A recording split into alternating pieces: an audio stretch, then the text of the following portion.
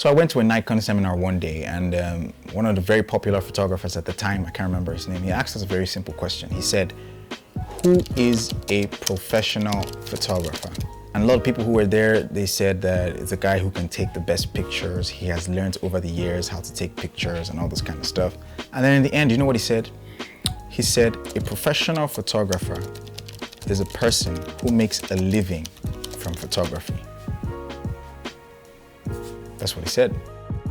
Yo, what up, hustlers? Yo, hustlers, what's good? Hustlers, oh. Yo, hustlers, how you doing? Welcome to my show. I don't know how to start. Do you have any ideas for the intro? If you have, please hit in the comment section below. So today we're going to be talking about something really important, and that is who a creative entrepreneur is. We have to understand the words separately, who an entrepreneur is and who a creative is. Let's ask Google. Let's see what Google tells us about who an entrepreneur really is. Okay, Google, who is an entrepreneur?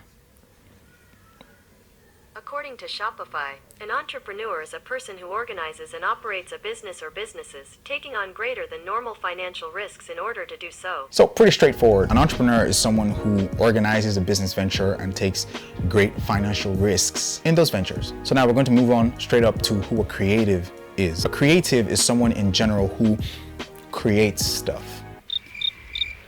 I hate the fact that I have to use the word create again, but a creative is someone who builds things from scratch. An artist, an architect, a photographer, a video person, a storyteller, a writer, storyboarder, different types of creatives. Of course, normally being a creative usually starts from a hobby. You just want to do it all the time because you know that it makes you feel happy. And then as you keep doing it, you keep getting better and better. You realize that you get to a point where you're really good at this thing right now and you can make money out of it. That is when you transform that creativity into a business. And that's what we're talking about today. Okay, Google, who is a creative entrepreneur?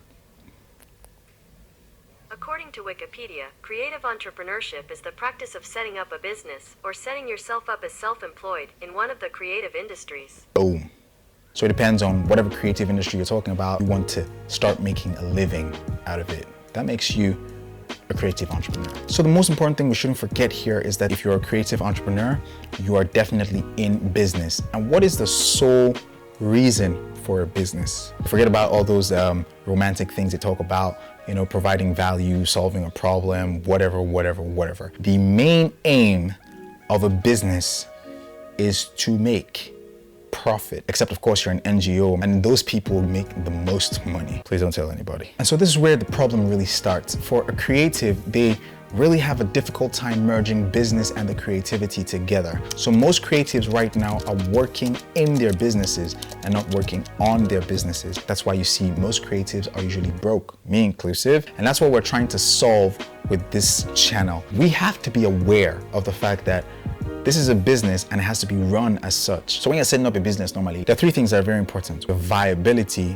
your profitability, and your scalability. Calm down. Let's just talk about that again. So let's discuss the viability. In simple language, is your business a business? That is your business solving a problem? Can there be something you're doing that is helping someone gain value and then they can now return that value with cash? That's why I always tell people that it's not really good for you to just to be a photographer. I photograph everything. I'm like the boss photographer. I just photograph everybody. Me photograph pass. Imagine if you say like you're a portrait photographer or you're a food photographer or you're a wedding photographer. Now that begins to niche you down and you're solving a particular problem in the industry, and then you can start to be seen as the person who solves that problem or as the business that solves that problem. And that's really important as a business, is to have the customer base that you are serving, okay? And so if you move to profitability, that is something you have to consider as a creative. All the things you have to just do so that you are making money, so that you don't die. Is your business making money? Is there cash flow? That's another reason why you have to niche down, because it's a saturated market already as it is. And then scalability. That's the point where we're going to talk about